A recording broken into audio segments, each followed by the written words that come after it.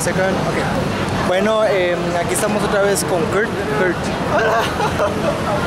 Ya estamos. Hola, ¿qué? Estamos ya para regresarnos ya para las casas porque ya es algo tarde. Pues pasamos comiendo un montón de helados. Fuimos a ver algunos lugares, están muy caros realmente.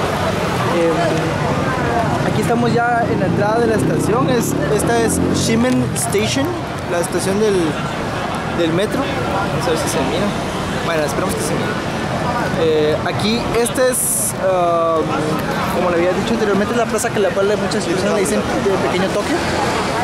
Realmente esta plaza se diferencia mucho de las demás plazas de Taiwán por el hecho de que el estilo de comercios es como más todos están más pegados, todos están más juntos, entonces no es como los mercados nocturnos, porque los mercados nocturnos era más de mercado, diría uno.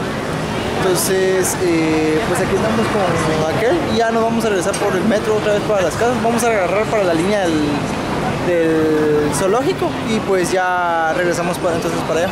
Bueno, entonces ahí les hablo al rato.